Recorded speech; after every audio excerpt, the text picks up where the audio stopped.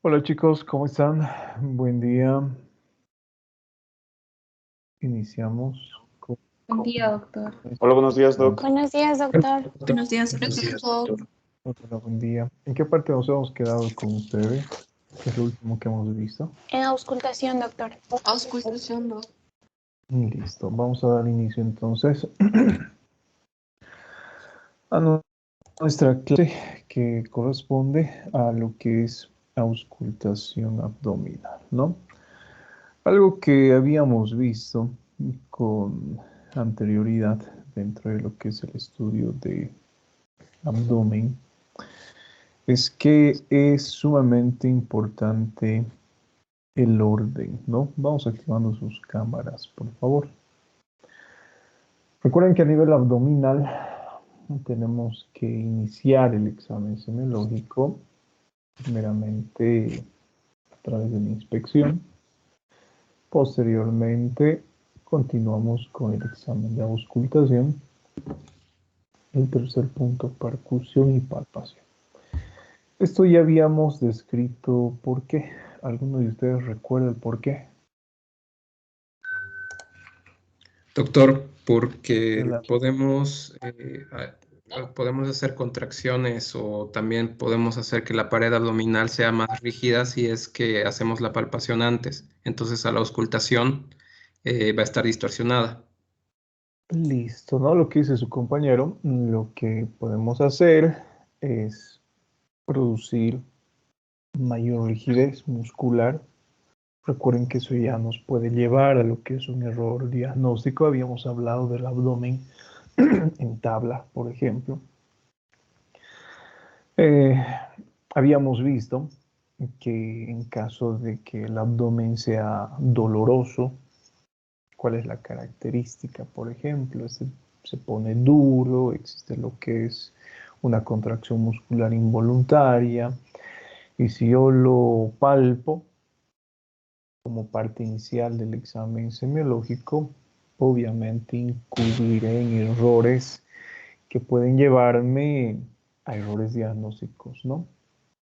Entonces ya sabemos cuál es la importancia. Entonces el segundo paso, una vez que hemos terminado de realizar lo que es el estudio de inspección, es realizar el examen de auscultación.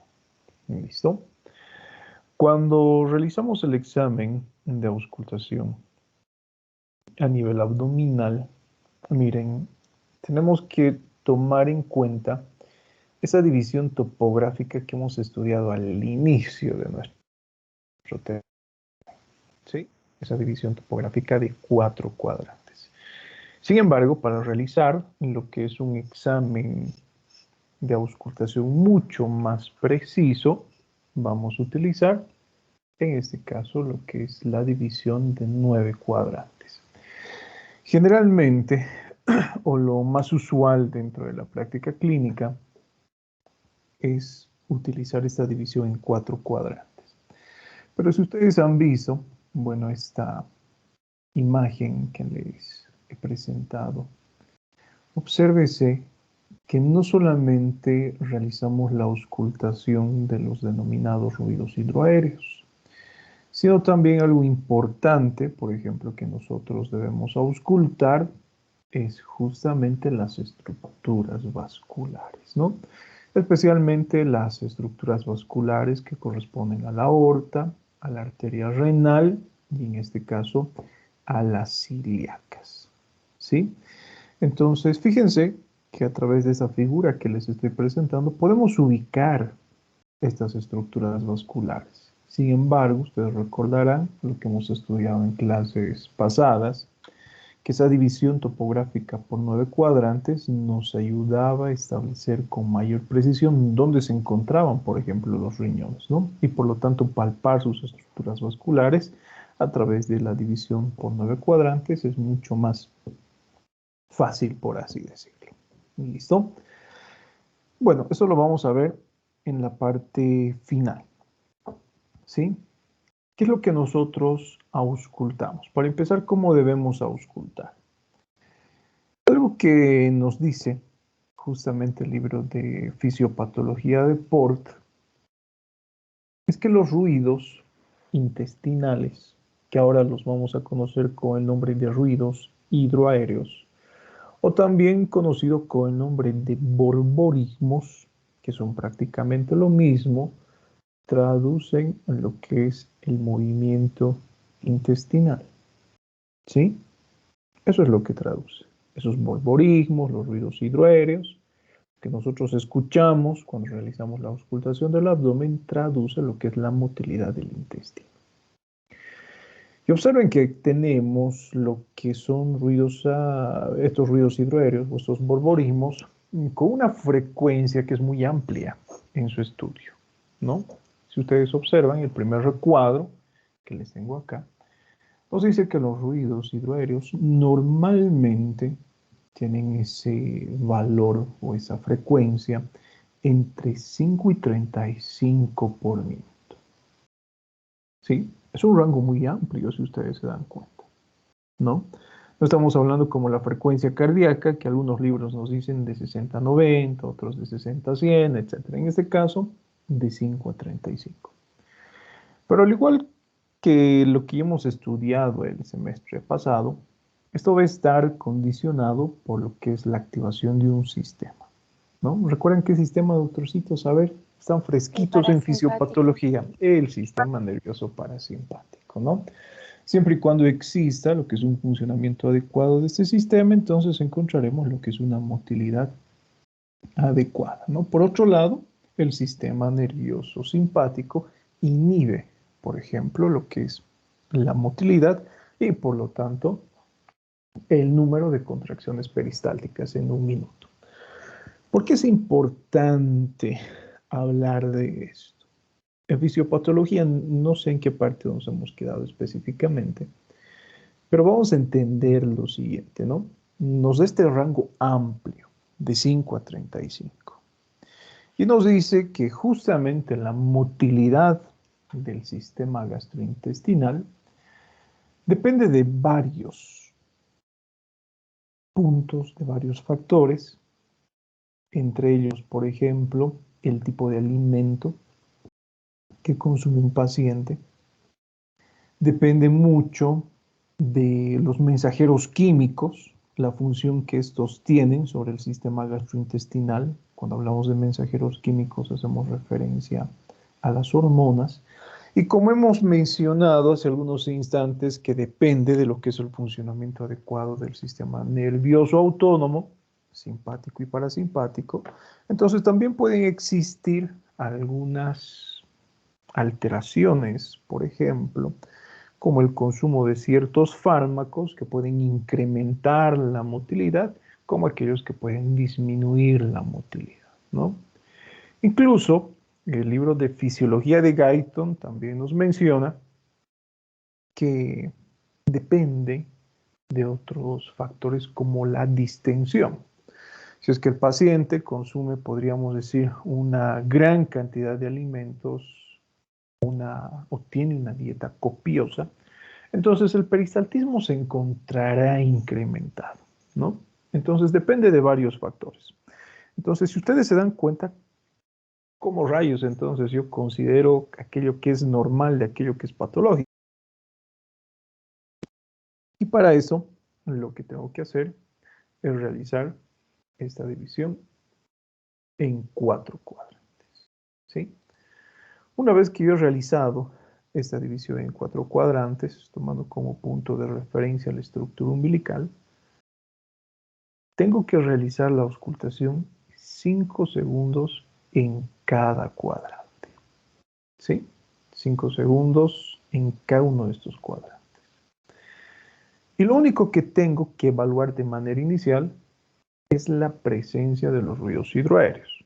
Entonces, en este sentido, fíjense, yo digo que los ruidos hidroaéreos son normoactivos, ya sabemos cuál es la frecuencia, entre 5 y 35, pero para hacerlo mucho más simple el estudio, cuando yo oiga ruidos hidroaéreos, en 2 cuadrantes, por lo menos, ¿sí? Puedo decir que los ruidos hidroaéreos son hipoactivos, en este caso, cuando lo oiga en menos de 2 cuadrantes, es decir, 1 cuadrante. Hiperactivos más de 2, 3 o 4 cuadrantes. Y silencio abdominal cuando no oigo absolutamente nada. La pregunta de uno de sus compañeros de otro grupo era lo siguiente, ¿no? Él me dice, si los ruidos hidroaéreos son tan amplios en frecuencia de 5 a 35, entonces un hipoactivo se considera normal y el hiperactivo también se puede considerar normal. Sí, está en lo correcto. Recuerden que estamos haciendo solamente referencia a lo que es frecuencia. ¿Listo? Más adelante hablaremos de lo que es intensidad. Para que comprendan de mejor manera este punto, les pongo el ejemplo de lo que es frecuencia cardíaca. En un atleta, una frecuencia cardíaca de 50 latidos por minuto se considera absolutamente normal. ¿Sí? No traduce lo que es patología. Según la definición, ya se encontraría en bradicardia, pero para el atleta es absolutamente normal. Ponemos el ejemplo de nosotros, a ver, que no somos atletas profesionales. Realizamos actividad física y nuestra frecuencia cardíaca se va a disparar hasta 120 latidos por minuto. ¿Es normal? Es normal.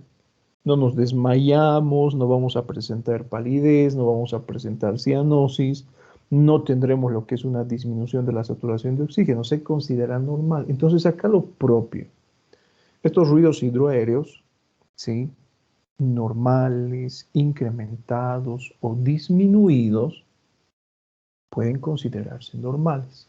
Y esto, doctores, depende en este caso del tipo de alimentos que uno consume. ¿Listo? Les voy a poner el siguiente ejemplo. ¿Por qué es tan importante conocer el tipo de alimentos que un paciente consume? Si ustedes consumen lo que es un alimento líquido, podríamos decir que el tránsito intestinal va a ser prácticamente inmediato. De la boca pasa el esófago, del esófago pasa directamente hacia lo que es el estómago, y del estómago el tránsito es directo, prácticamente directo hacia el intestino. No existe un tiempo de permanencia por horas a nivel del estómago. No estamos hablando de lo normal. Pero cuando ustedes salen el fin de semana, cuando van a comer, yo qué sé, un chicharrón, un pique, etcétera, cuando consumen alimentos con alto contenido graso, proteico, etcétera, el tiempo de permanencia de los alimentos a nivel del estómago y a nivel del intestino es mucho mayor, ¿no? Y eso seguramente ya lo saben por el trabajo que han presentado de hormonas, ¿sí?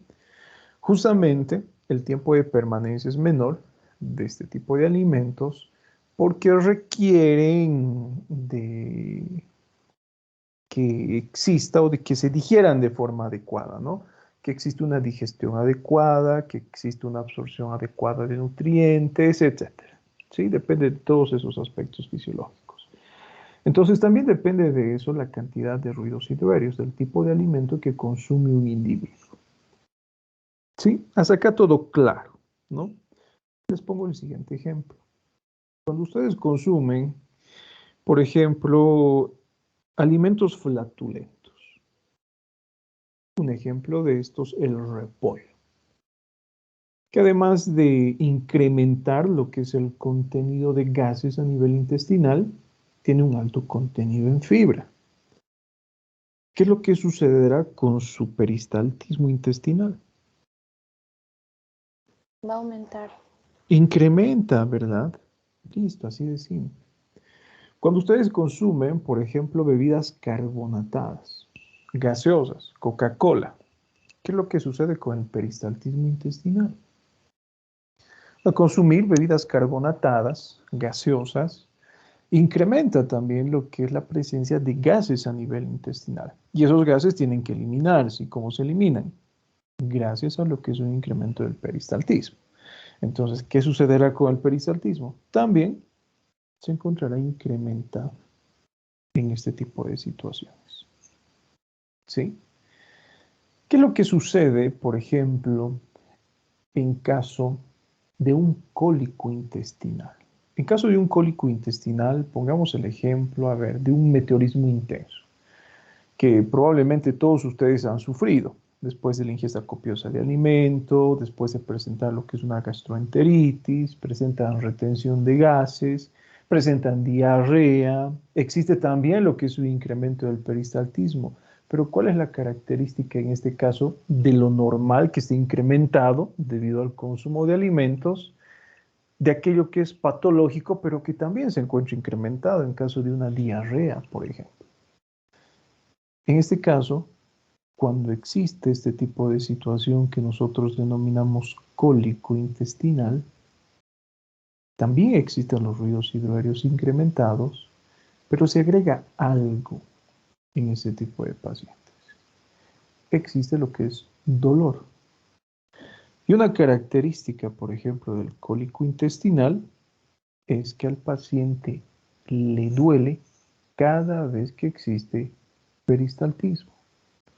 Ese es un dato semiológico importante, porque el dolor, en caso de cólico intestinal, coincide con lo que es el movimiento intestinal. Entonces, si ustedes alguna vez tienen un paciente que presenta dolor abdominal y está relacionado con el antecedente de ingesta de cierto tipo de alimentos, ausculten el abdomen. Si es que el paciente presenta dolor, como dice el nombre cólico, intermitente, y resulta que ese dolor o el periodo de dolor que acusa el paciente coincide con lo que es un incremento del perisaltismo, podemos hablar de lo que es un cólico intestinal. Algunas diferencias entonces, ¿no? Para saber lo que es normal de lo que es patológico. Entonces, recuerden que el incremento del peristaltismo no necesariamente sugiere enfermedad. Lo mismo sucede en este caso con la disminución del peristaltismo. No necesariamente sugiere lo que es enfermedad. ¿Sí? Les pongo el siguiente ejemplo. ¿Qué sucede cuando el paciente no ingiere alimentos? Supongamos que se encuentra realizando ayuno. ¿Qué sucederá con el peristaltismo gástrico, por ejemplo? ¿Se encontrará incrementado, normal o disminuido? Disminuido. Se va a encontrar disminuido. Fíjense entonces, doctores, qué tan importante es estudiar justamente el antecedente. Muchas veces uno piensa, ¿no? Disminución. Se encuentra disminuido, seguramente porque mi paciente se encuentra estreñido. Pero resulta que mi paciente no ha ingerido alimentos. Es por eso que es importante preguntar dentro de la historia clínica todos estos antecedentes que hemos visto el semestre pasado. O muchas veces el paciente piensa lo siguiente: ausculta, el examinador, ¿no? Ausculta lo que es el abdomen y resulta que los ruidos hidroaéreos se encuentran incrementados y piensa en lo que es diarrea. No es correcto, ¿no? En este caso podemos relacionar con otro antecedente que el paciente haga referencia, el consumo de estos alimentos que les he mencionado hace algunos minutos, por ejemplo. Y así podemos encontrar lo que es una serie de ejemplos que son capaces de modificar lo que es la presencia de los ruidos hidroaéreos. ¿Listo?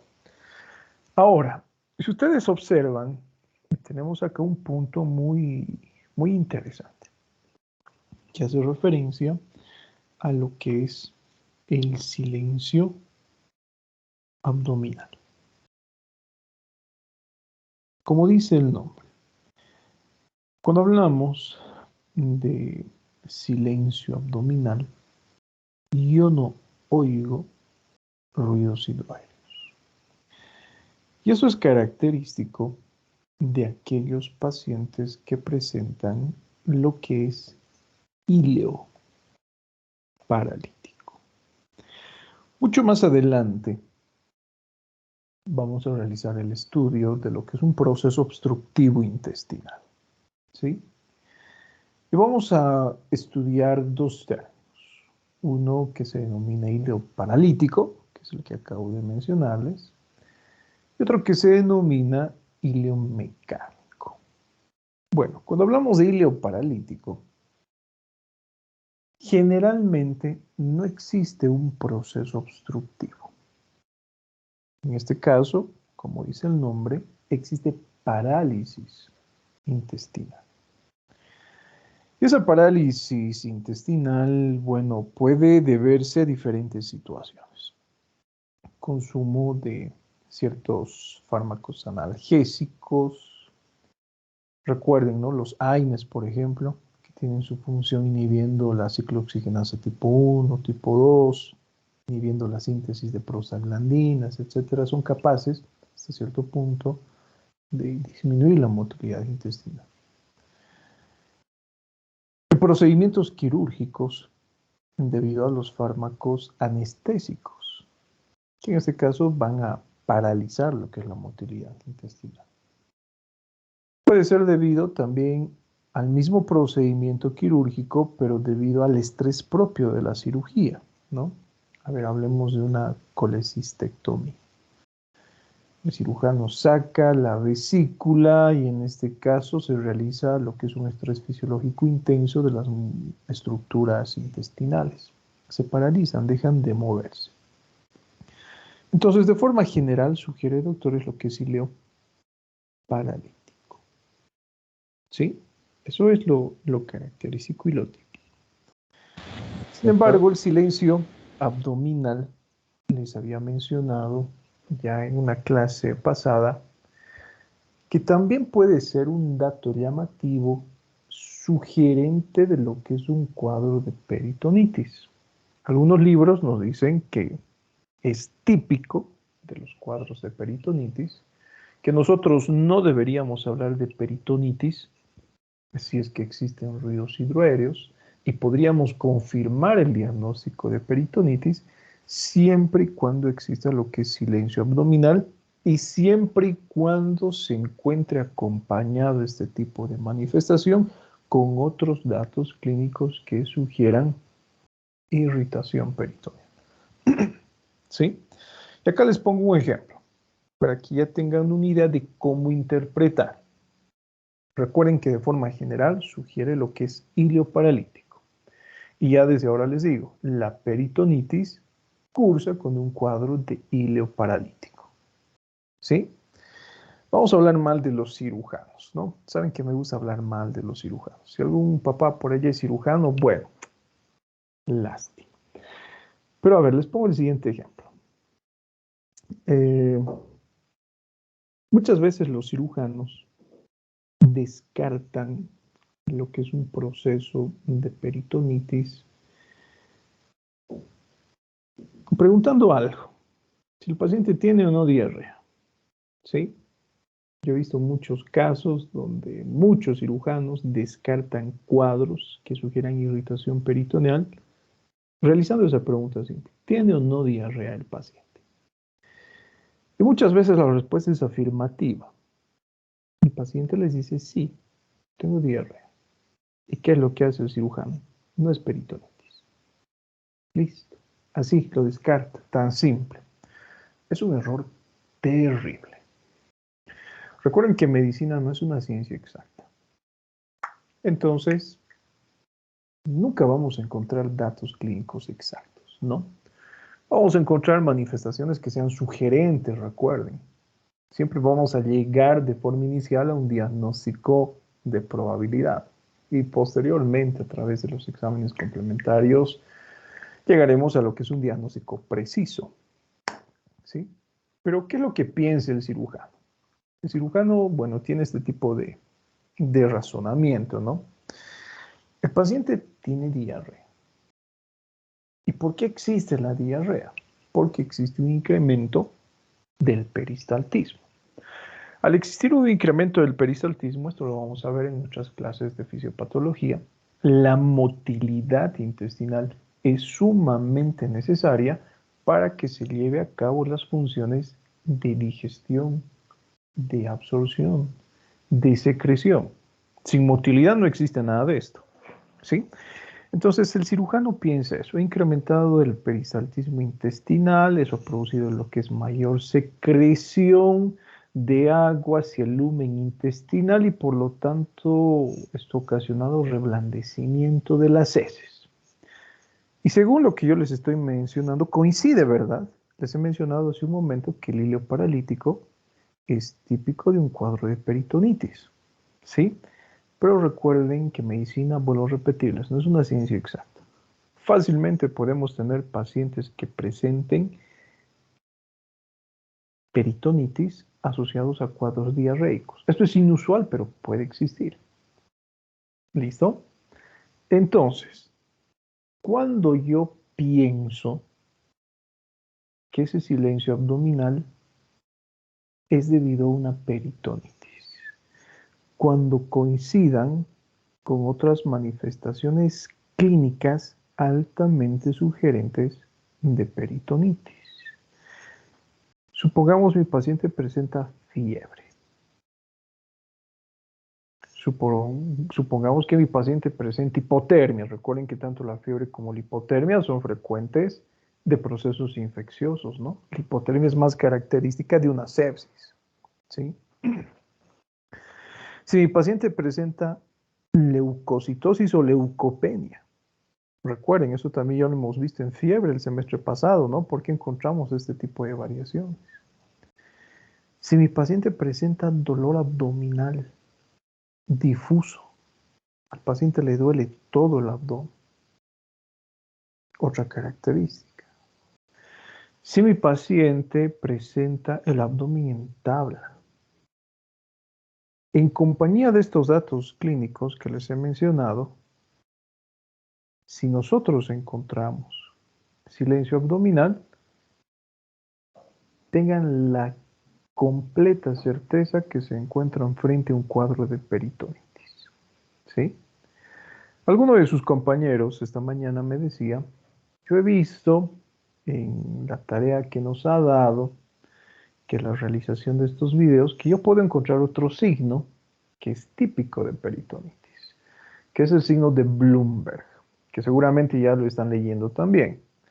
Consiste en este caso realizar lo que es la compresión de la pared abdominal, mientras le pido al paciente que realice inspiración profunda y prolongada, y en el momento de máxima inspiración descomprimo de forma súbita el abdomen. Y eso origina dolor intenso en mi paciente.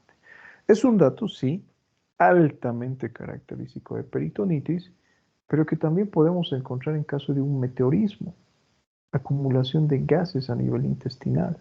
Entonces, fíjense que no es un dato patognomónico.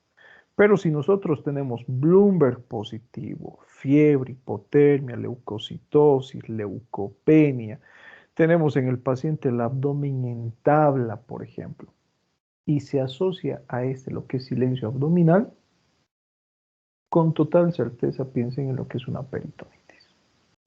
¿Sí? Ahora, podemos encontrarnos frente a otra situación. El paciente puede tener todos estos signos que les he mencionado. Fiebre, taquicardia, leucocitosis. El paciente puede presentar, a ver, ¿qué más? Signo de Bloomberg positivo, el abdomen en tabla. Pero ustedes oyen ruidos hidroaéreos, entonces descartan lo que es una peritonitis. ¿Sí? Entonces, fíjense, probablemente dentro de lo que es el estudio semiológico de abdomen, el examen de auscultación es sumamente importante para confirmar o descartar un cuadro de irritación peritoneal. ¿Sí?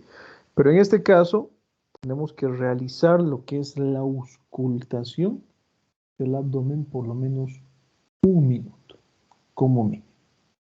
Si en ese minuto, silencio abdominal, recién hablamos de silencio como tal. Y en este caso, recuerden que recién nos atrevemos a hablar de lo que es un cuadro de peritonitis. Comprendido, doctores. Adelante, Cristian, ¿qué duda tiene? Doc, lo que me llama un poco la atención, porque nos comentabas, bueno, no basamos el diagnóstico en la diarrea, pero me imagino que si el paciente está cursando con peritonitis y tiene diarrea, por ende, ¿auscultaríamos los ruidos hidroaéreos o más bien tendría diarrea sin esta auscultación? Siempre tenemos que realizar lo que es la auscultación. ¿Sí? Siempre tenemos que realizar lo que es el examen físico detallado. Por eso les estoy hablando del error que tienen los cirujanos, ¿sí? El cirujano muchas veces realiza los diagnósticos por teléfono, ¿no? Le llama el médico de emergencia y le dice, el paciente tiene diarrea, descarta lo que es un cuadro de apendicitis, un cuadro de peritonitis. Es un error terrible. Entonces, no cometan ese tipo de errores, ¿no? Puede ser que el paciente tenga o no diarrea, entonces siempre realizamos lo que es el examen físico de forma completa. Es lo único que nos va a decir con exactitud qué es lo que tiene o no el paciente. Doc, Adelante, Adrián. pero, Adelante. perdón que lo interrumpa, pero ¿tendría, o sea, diarrea con ausencia de ruidos o no?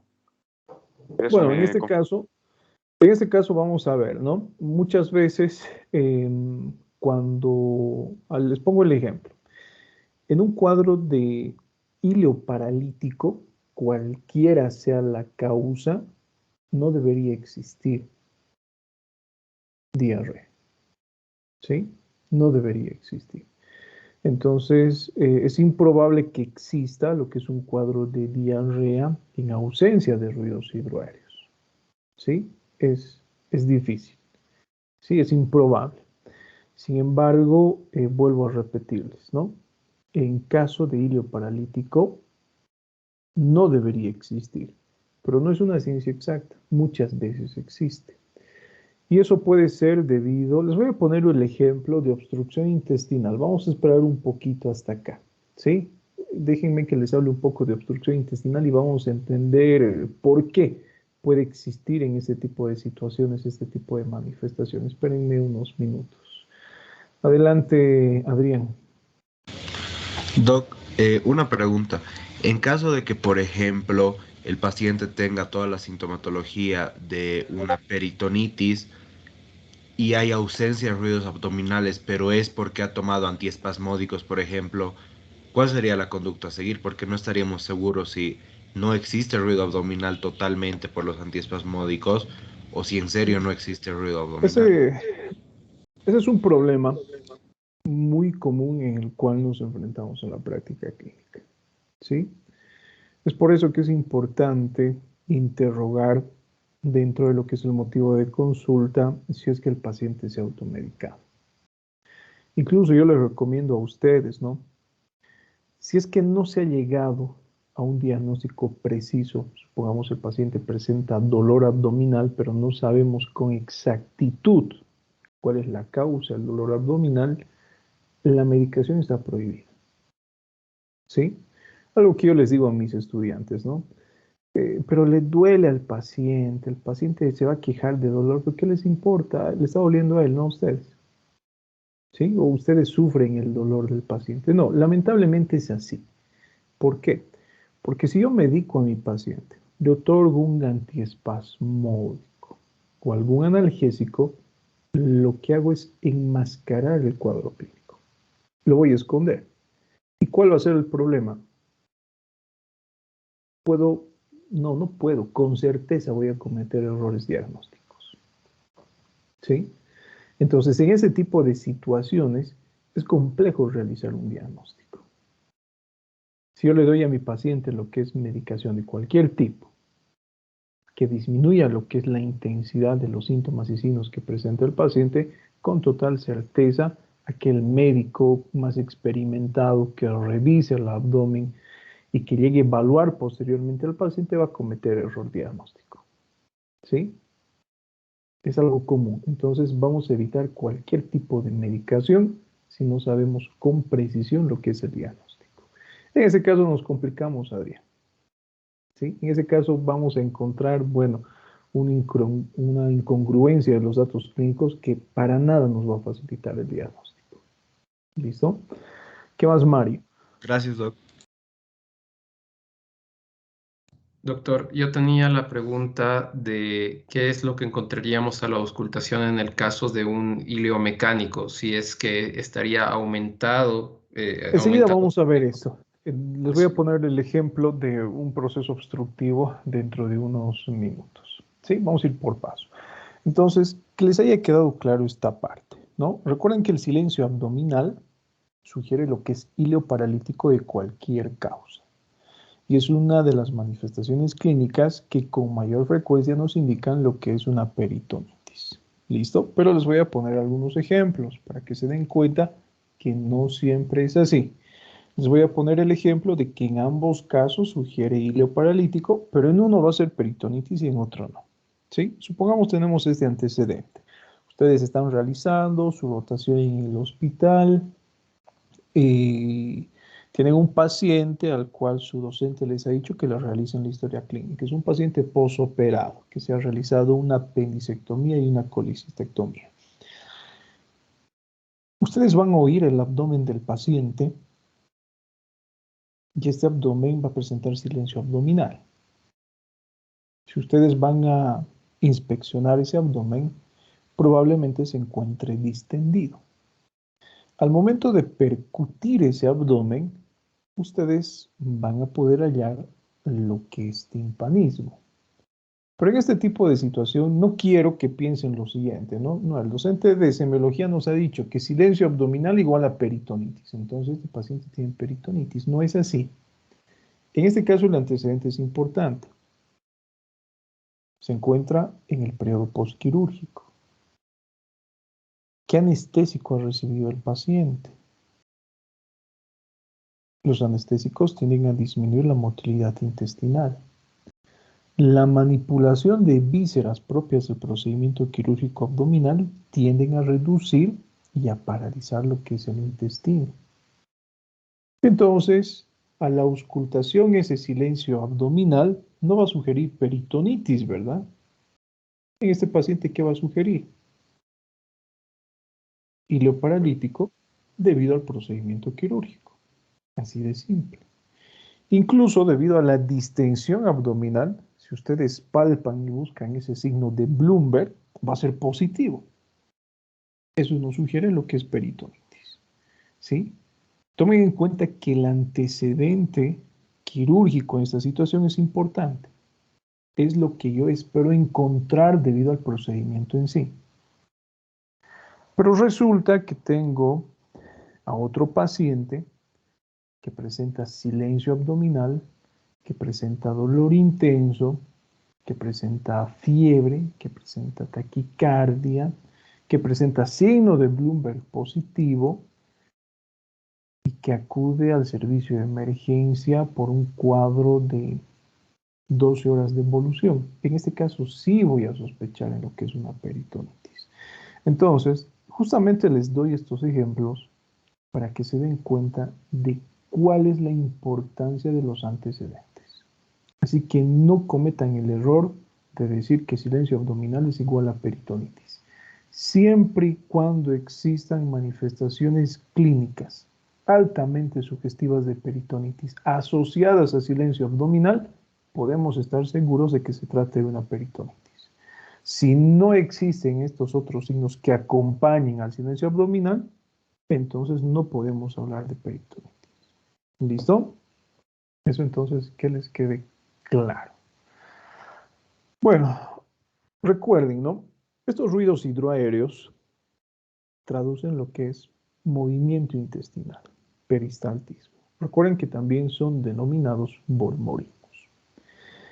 Es importante el estudio no solamente de la frecuencia, no solamente de la intensidad, sino también de la tonalidad. Y generalmente ese cambio de tonalidad se produce por un incremento en la frecuencia o por un incremento de la actividad peristáltica.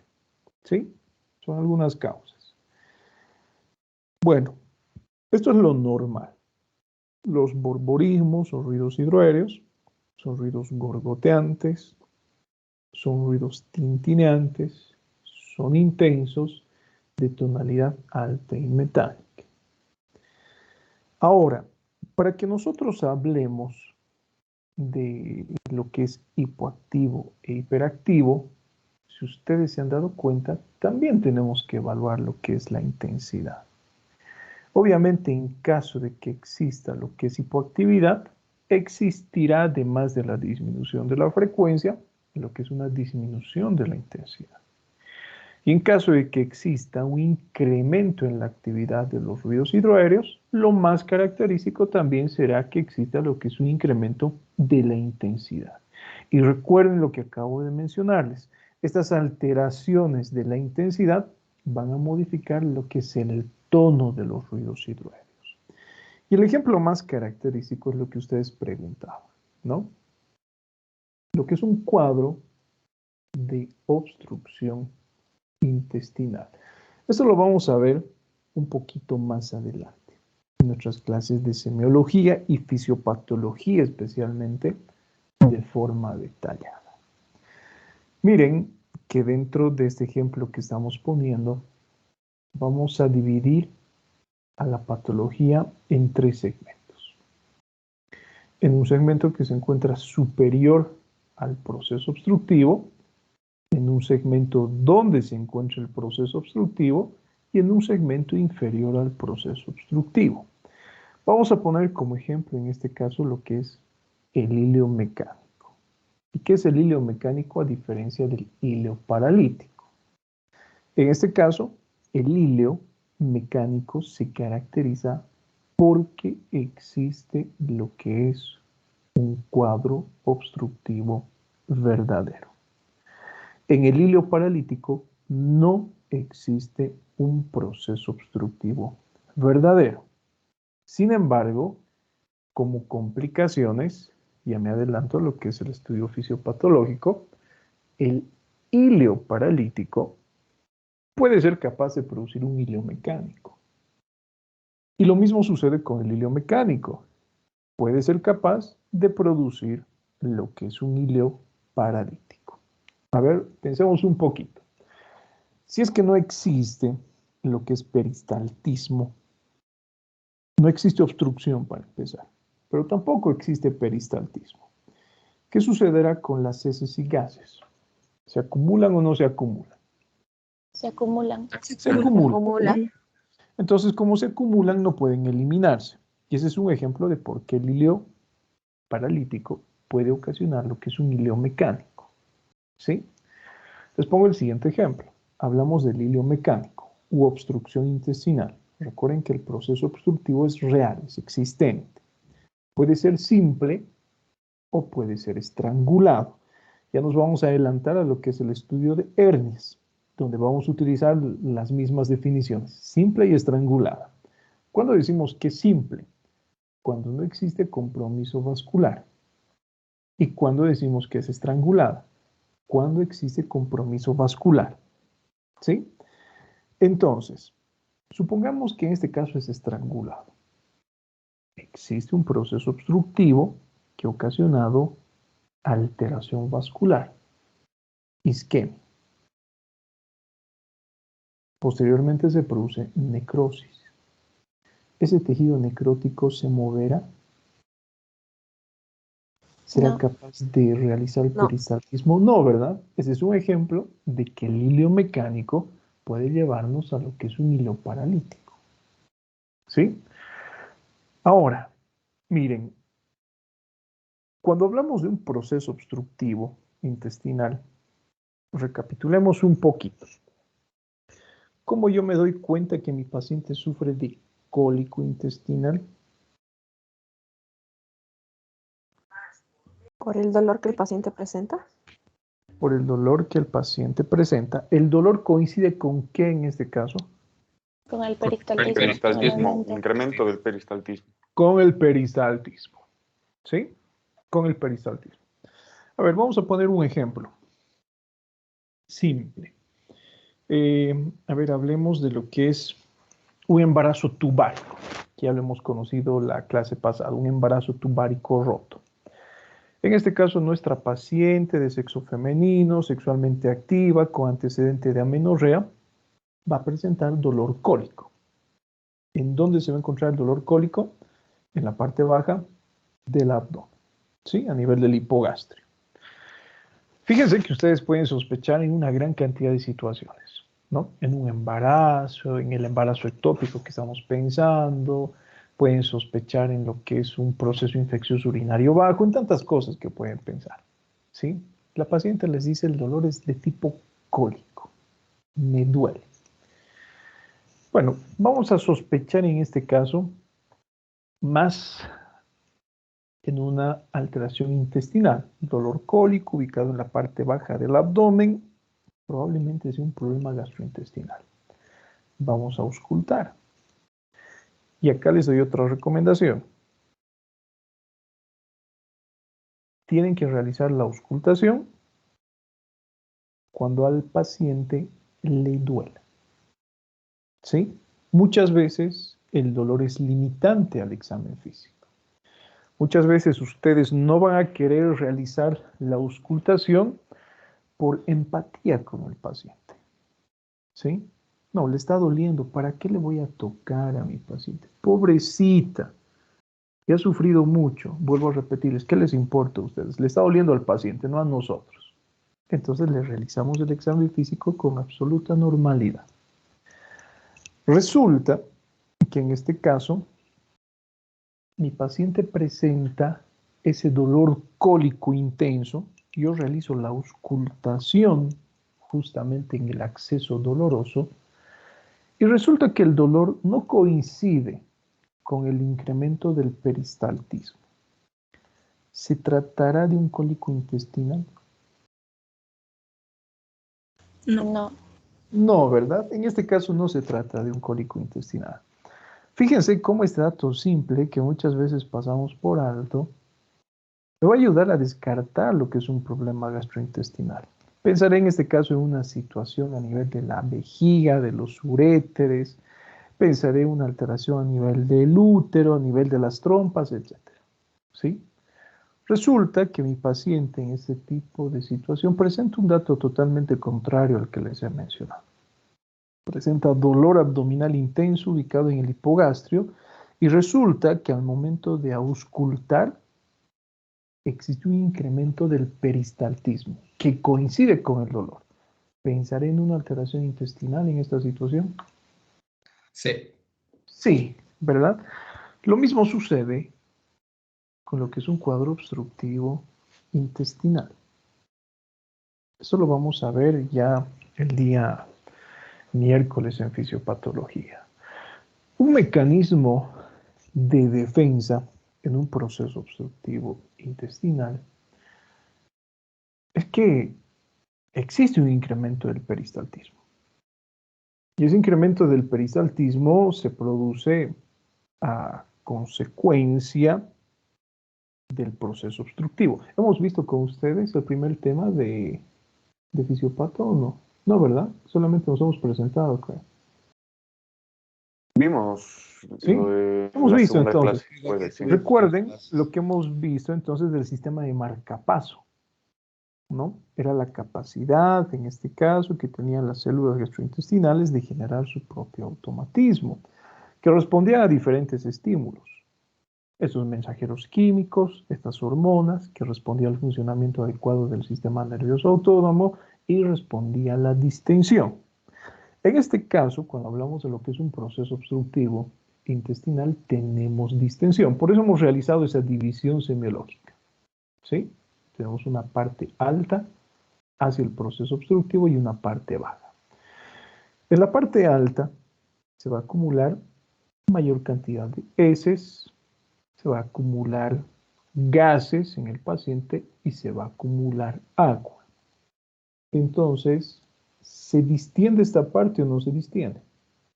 Se distiende. ¿Sí? Esa distensión es lo que va a estimular ese mecanismo de marcapasos para que exista lo que es un incremento del peristaltismo. ¿Sí?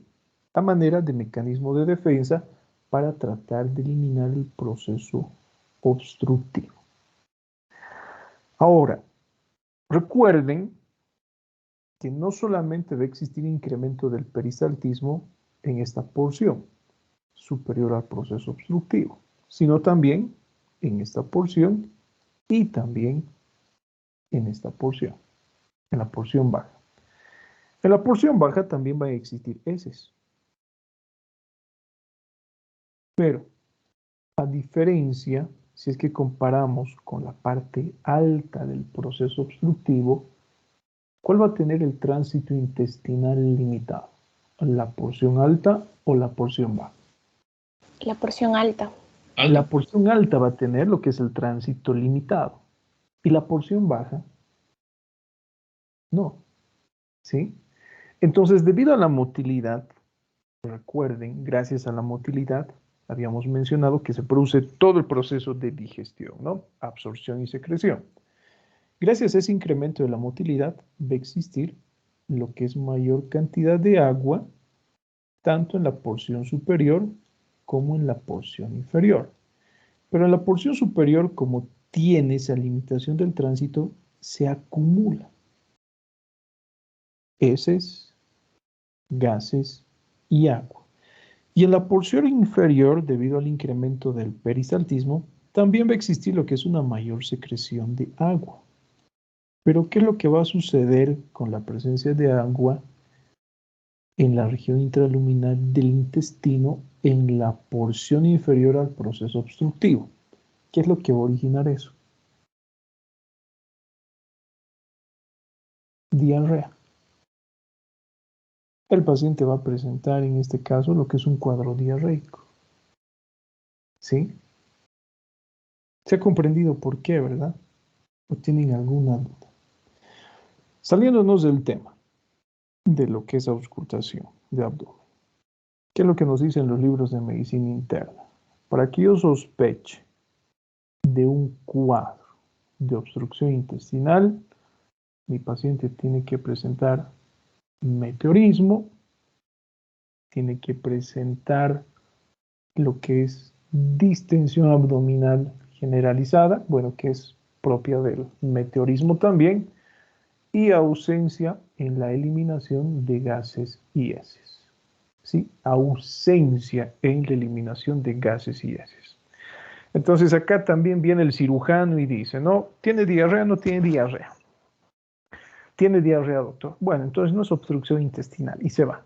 Pero recordemos que debido a esto que les he mencionado, el paciente puede presentar en un cuadro inicial lo que es un cuadro diarreico. ¿Sí? Fíjense, por eso es lo que yo les había mencionado el primer día de clases.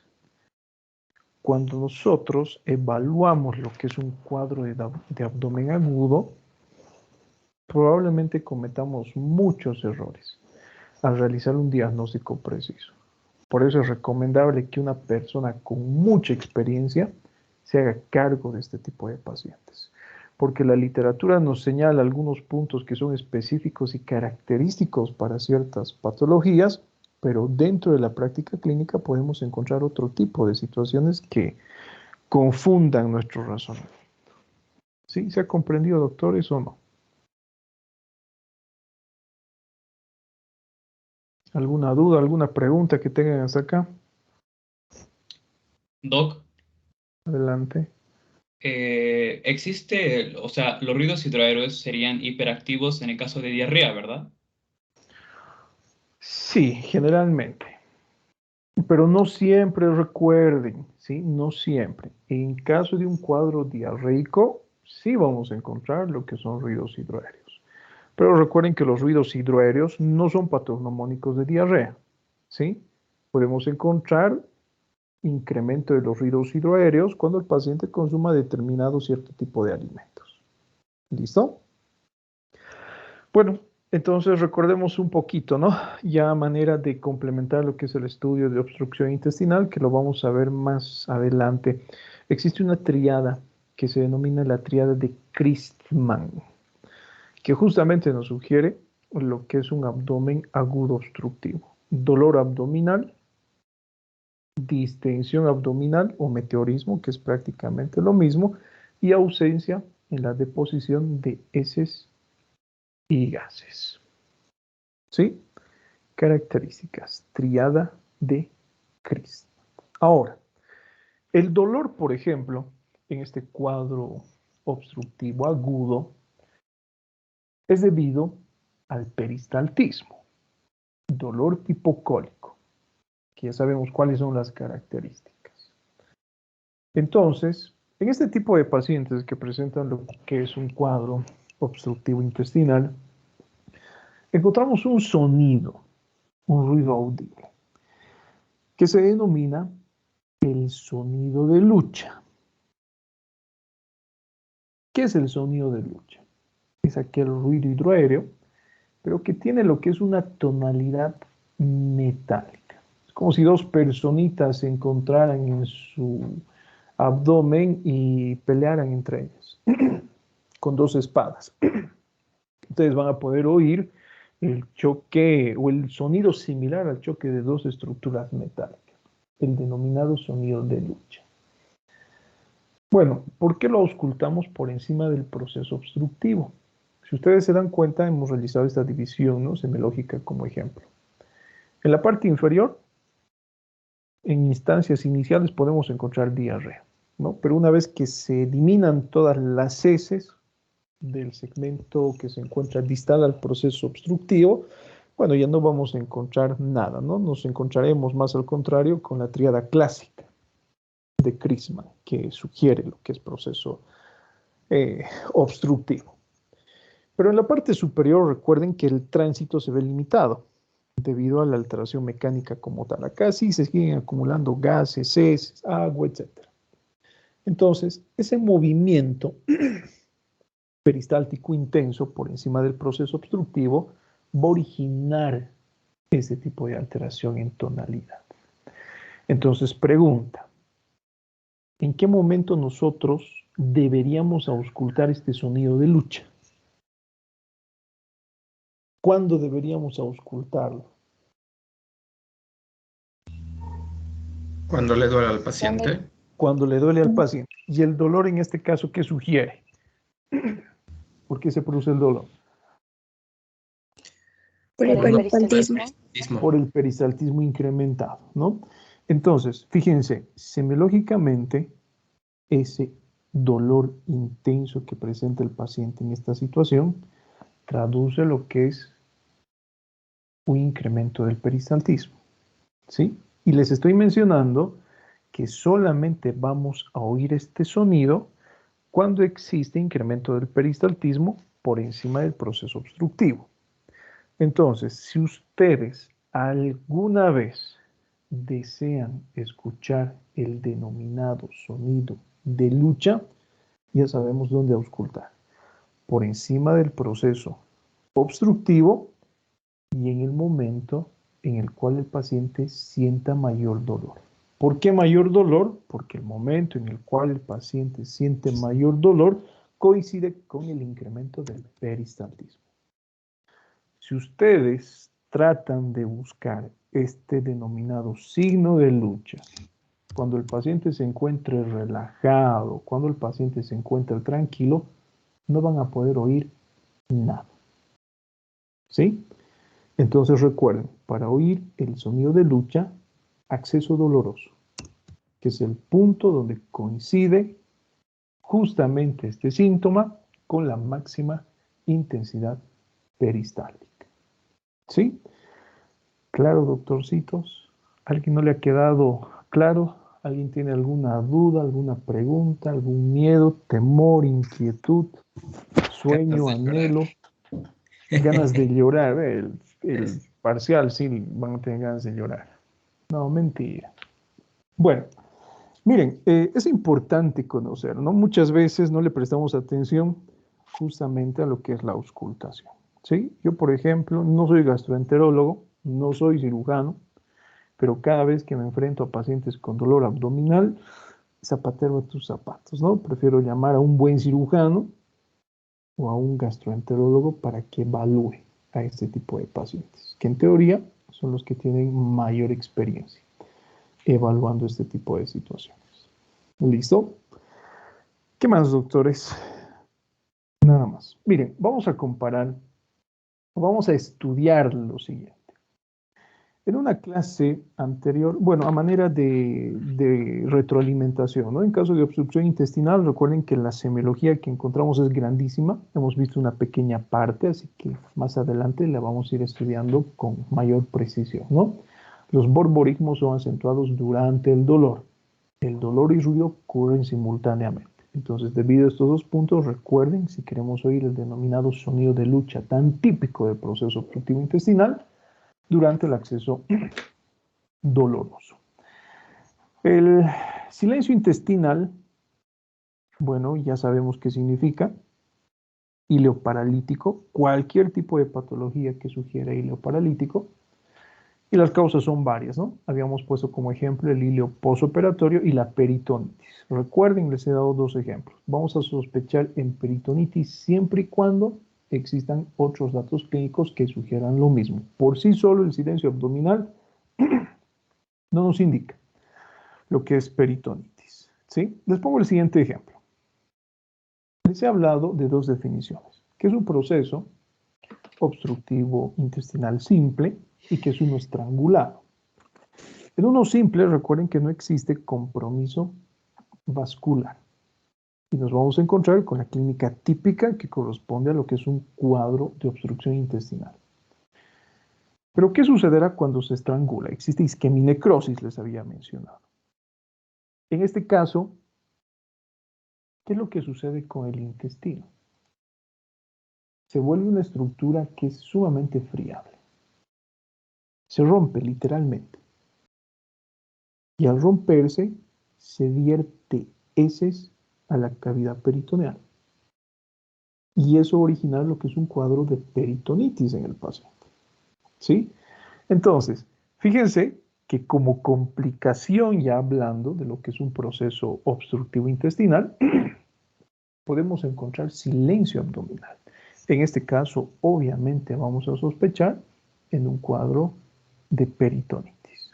¿Sí? Con las mismas características semiológicas que hemos descrito con anterioridad. ¿Listo? A ver, les pongo el siguiente ejemplo.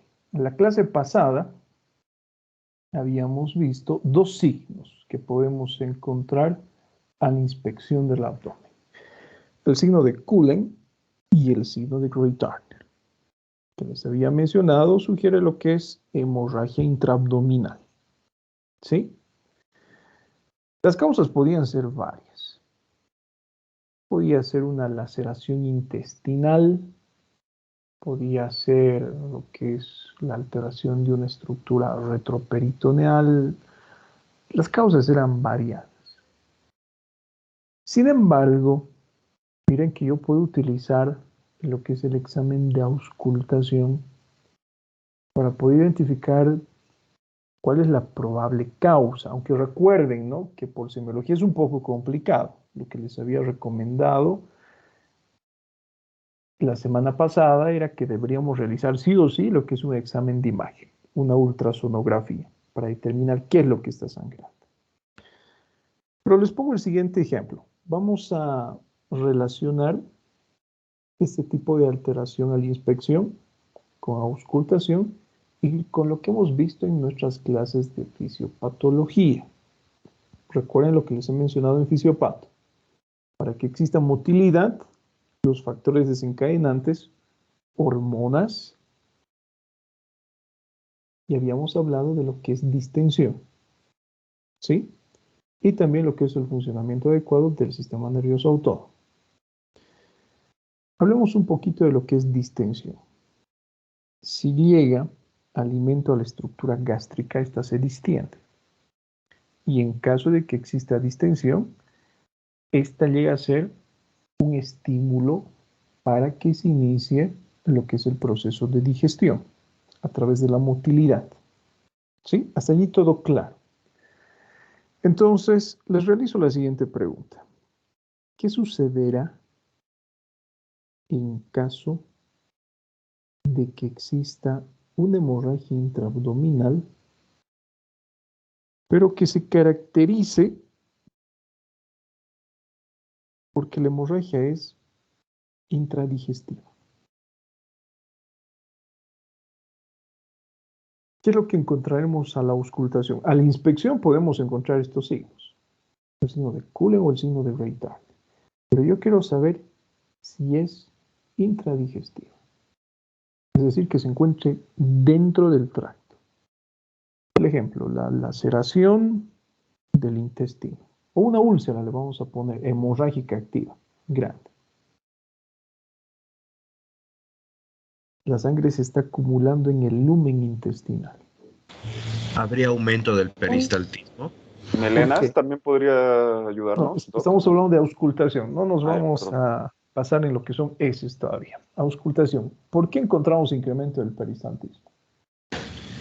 Porque llega a acumularse, como usted dijo, esta sangre en el lumen intestinal y esta sangre puede ir coagulando progresivamente y el intestino tiene que deshacerse de esta obstrucción. O sea, sería una pseudo obstrucción No, no y va a por eso existir habría obstrucción como aumento. tal, ¿no? Porque es sangre.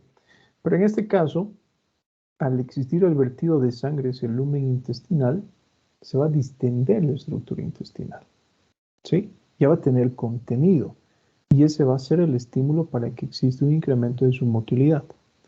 Entonces, si ustedes encuentran estos signos, por ejemplo, signo de Cullen, signo de Reitard, en un paciente que ha caído desde una altura de 6 metros, por ejemplo, y el peristaltismo se encuentra incrementado, vamos a sospechar en hemorragia intradigestiva. ¿Sí? Un ejemplo. ¿Qué pasa si la hemorragia es intraperitoneal?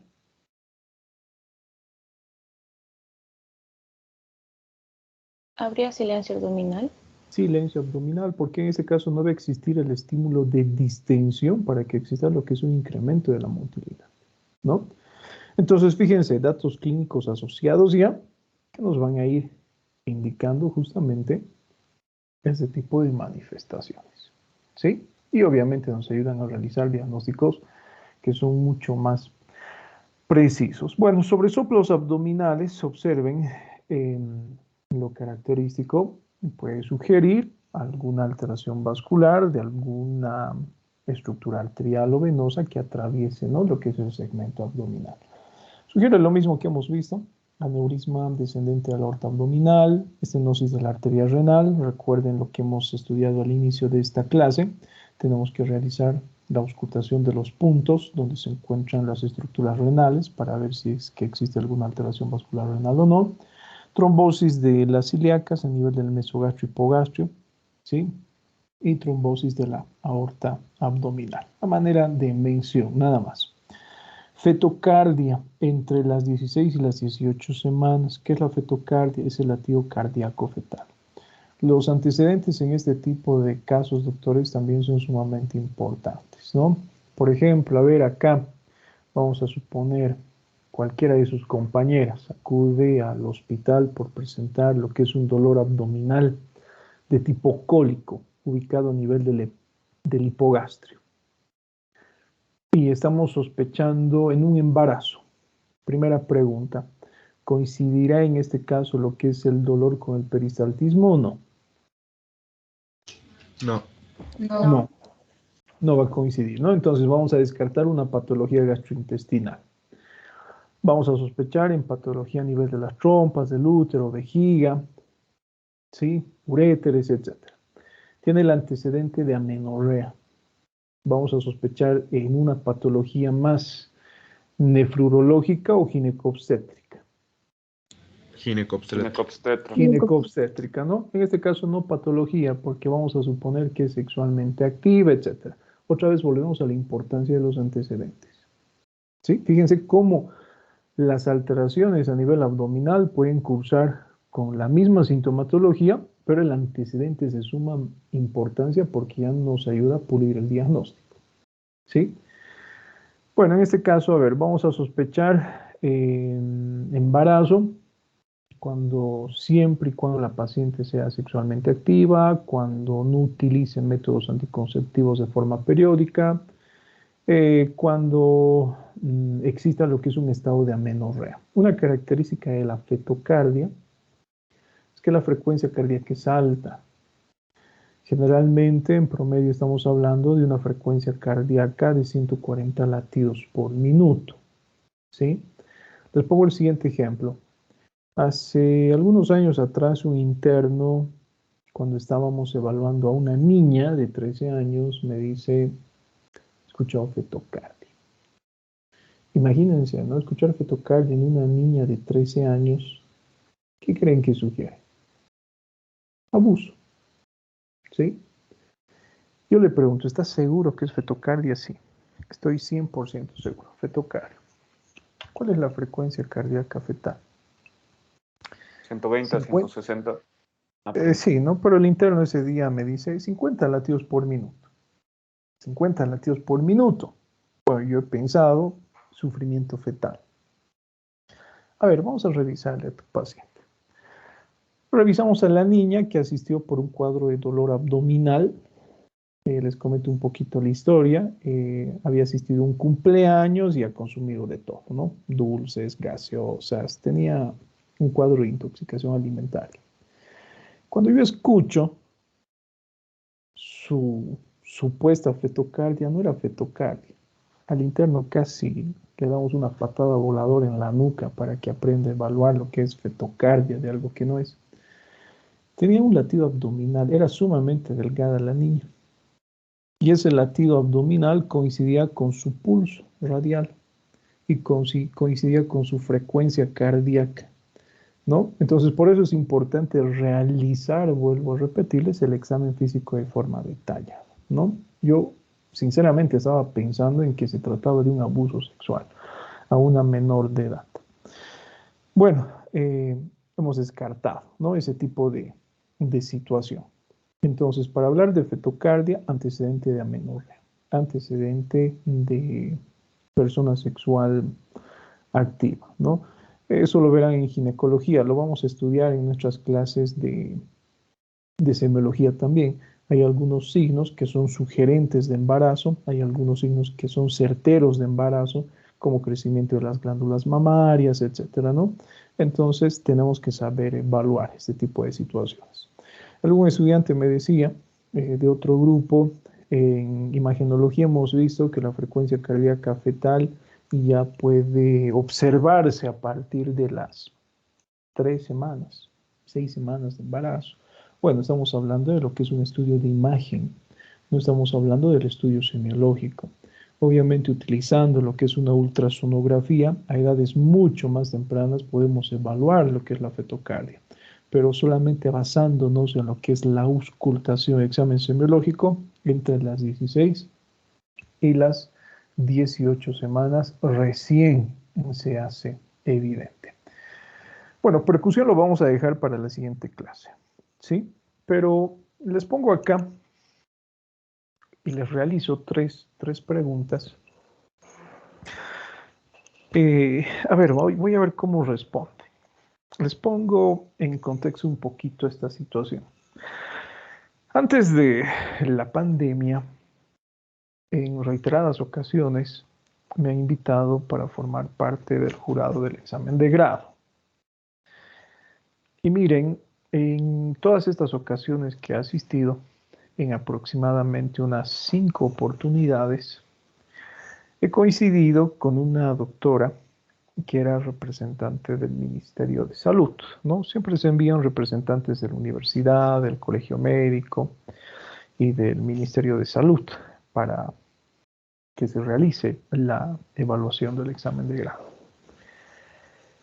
Y en esta ocasión, las 5 veces que hemos coincidido con esa doctora, ella siempre realizaba una serie de preguntas. Le gustaba preguntar mucho abdomen. Y los estudiantes se ponían nerviosos. No sabían qué responder muchas veces, ¿no? La primera pregunta que ella realizaba era lo siguiente. ¿Qué tipo de abdomen encuentras en un proceso obstructivo intestinal alto y bajo? A ver, ya vayan pensando, van a responder esa pregunta. ¿Qué tipo de abdomen encontramos en un proceso obstructivo intestinal alto y bajo? Otra de las preguntas era la siguiente. En algún momento de la evolución de un proceso obstructivo intestinal, ¿podemos encontrar silencio abdominal? ¿Sí o no? ¿Por qué? ¿Sí? Esa era otra característica. Otra pregunta que realizaba esa docente.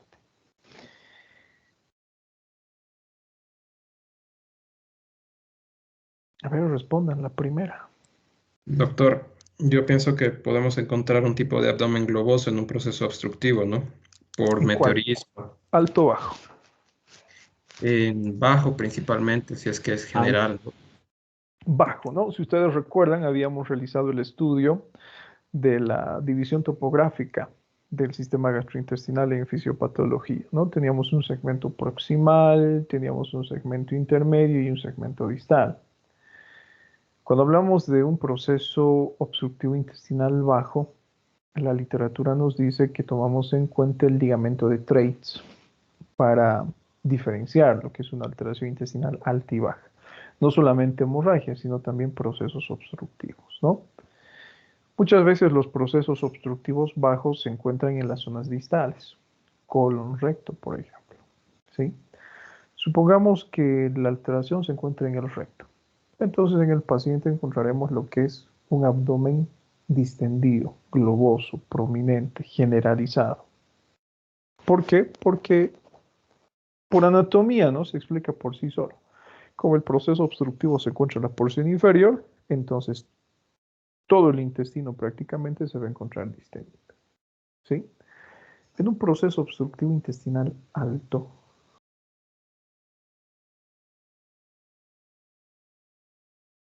supongamos en la segunda porción del duodeno, ¿dónde se encontrará la distensión? A ver, adelante, Sergio. Vanessa. No le escuchamos, Vanessa. Bueno, creo que se ha arrepentido su compañera. A ver, adelante, Mario. Doctor, ¿encontraríamos la distensión localizada en epigastrio? Bueno, en la parte alta del abdomen, ¿sí? En la parte baja no vamos a encontrar este tipo de alteración semiológica, ¿sí? La segunda pregunta, ¿en qué momento nosotros podríamos o no podríamos encontrar lo que es alteración de los ruidos hidroaéreos en caso de un proceso obstructivo? Cuando se complica con una peritonitis. Cuando se complica con una peritonitis, ¿no? Lo llamativo, recuerden, ¿no? Es la tríada de Kritzman que les he mencionado. Sin embargo, cuando hablamos de lo que es un cuadro de peritonitis, el paciente presenta lo que es silencio abdominal. Lo característico es el incremento, pero en caso de lo que es una peritonitis, por lo que hemos hablado, lo que es isquemia, necrosis, vertido de heces hacia la cavidad peritoneal, lo característico será lo que es el silencio. ¿Sí?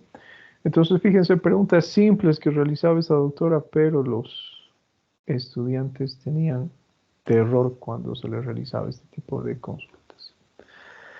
¿Qué más, doctores? Doctor, pero ¿cómo haríamos el diagnóstico o sea, en el caso de la segunda pregunta? O sea, cuando hay obstrucción y peritonitis, ¿cómo hacemos el Bueno, diagnóstico diferencial? en este caso, por lo que hemos visto, ¿no? En caso de peritonitis, vamos a encontrar también el signo de Bloomberg, que también se va a encontrar en caso de obstrucción intestinal sin necesidad de que haya peritonitis.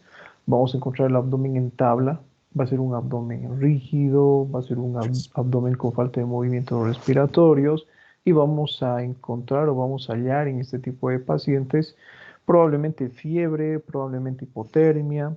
Al examen, por ejemplo, de la analítica sanguínea encontraremos lo que es leucocitosis o encontraremos leucopenia, ya sabemos por qué existen este tipo de variaciones, y al examen semiológico, asociado a estos demás signos que sugieren peritonitis, encontraremos silencio abdominal. Entonces vamos a sospechar en lo que es un cuadro de peritonitis. ¿Sí? Otra duda, Doc, perdón que lo moleste, pero ¿también podría haber un abdomen en alforja o por qué no podría presentarse el abdomen en alforja en caso de la primera Bueno, pregunta? el abdomen en la alforja se caracteriza por lo que es una distensión marcada a nivel del hipogastrio, ¿no? En este caso, debido a un proceso obstructivo intestinal bajo, es prácticamente imposible. Podríamos encontrar en qué situación, digamos, en la situación en la que la causa del proceso obstructivo sea una tumoración grande, que sea capaz de deformar justamente este segmento, ¿no? Pero a ver, pongamos el ejemplo de un fecaloma, que es la acumulación de heces en una porción del tracto digestivo. Y resulta que esta se encuentra a nivel del recto, entonces difícilmente va a ocasionar esto. ¿Por qué? porque vas a encontrar el proceso obstructivo a nivel del recto, vas a poder palpar a través del tacto rectal lo que son las heces, pero la distensión va a ser generalizada por todo el intestino. Entonces, lo más llamativo en este tipo de situación será el abdomen prominente globoso globuloso. Si tú encuentras lo que es un proceso obstructivo intestinal alto, que se encuentre, ya dijimos, por encima del ligamento de Treitz, en este caso, recuerden, ¿no?, lo que hemos visto semiológicamente. Vamos a tener una porción que se va a encontrar superior al proceso obstructivo. Entonces la distensión va a ser marcada en un proceso obstructivo intestinal alto en la parte alta del abdomen y la parte baja no va a presentar ningún tipo de distensión. ¿Sí? Entonces el abdomen alforja difícilmente. Yo diría que no es característico de esto. ¿Qué más? Gracias, doctor. Nada más. ¿Ninguna otra duda? ¿Ninguna otra pregunta? Listo. Entonces les llamo lista y nos despedimos.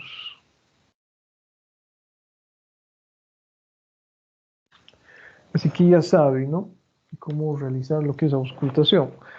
Es simple realizar este examen, pero nuevamente la recomendación, ¿no? Tenemos que realizar lo que es un estudio asociado con las demás manifestaciones que encontremos, ¿sí? Por sí solas, recuerden que muchas veces carecen de significado semiológico, pero cuando se acompañan de otro tipo de manifestaciones clínicas, como los ejemplos que hemos puesto en el transcurso de la clase, tiene mayor validez, ¿no? Listo, atentos. Avan, Presente, doctor. Acebo, Presente, doctor. Cargote, Presente, doc. Arnés, Presente, doc. Barral, Presente, doctor. Barriga, Presente, doctor. Bilbao, Presente. Castellanos, Presente. Daza, Presente, doc. Encinas, Encinas, presente, doctor. Reira, Presente, doc. Flores, Presente, doctor. Flores Loza, Presente, doctor. Avia, Presente. Gamboa, Presente, doctor. Gómez, Presente. Gutiérrez, Gutiérrez Alejandra, Presente, doc. Gutiérrez Eddie, José, Presente, doc. Guaita, Ibarra, Presente, doctor. Aramillo, Jaramillo, presente, doctor. Loaiza, López, Luján, Luján, presente, doctor. Márquez, Miranda, Presente, doctor. Miranda Francisco, Presente, doctor. Montaño, Muñoz, Muñoz, presente, doctor. Lipu, Presente. Orellana, Puño, Presente, doc. Arco, Presente, doctor. Pérez, Pérez, presente, doctor. Pizarro, Presente, doctor. Rivera, Presente, doctor. Riva, Rocabado, Presente, doctor. Sánchez, Presente, doctor.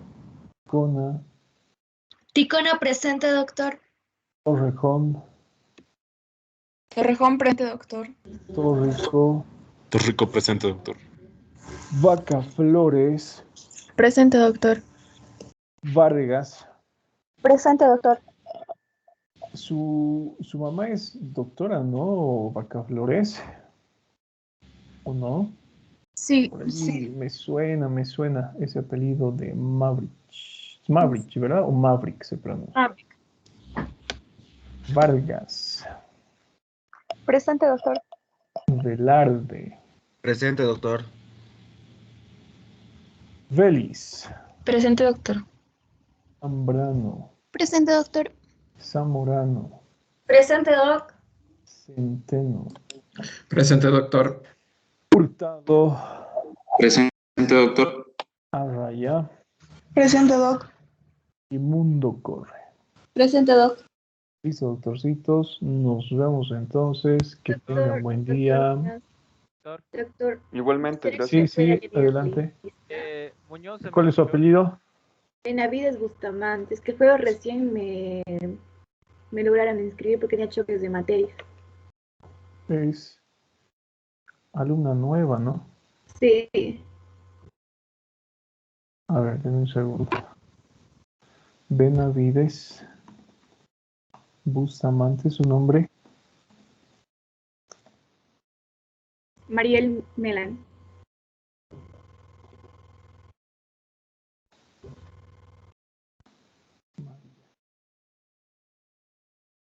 Listo. ¿Alguien más que no esté lista? Doctor, no sé si me escuchó. Muñoz. ¿Cuál es su apellido? Muñoz. Sí, lo escuché. ¿Quién más? Riva, doctor. Disculpe, se me está entrecortando la clase. Ah, Riva. Riva estaba durmiendo en clase. A ver, ¿quién más? Guaita Gómez, doctor, por favor. Ay, no. Más. Guaita. No, también no se duerman. Última vez, doctorcitos. Sí, por eso les pido que enciendan sus camaritas, ¿no? Para verificar su existencia. Listo, chicos, nos vemos ahora sí. Que tengan buen día. Chau, chau. Igualmente, gracias. Hasta luego, gracias. Gracias, doc. Hasta luego.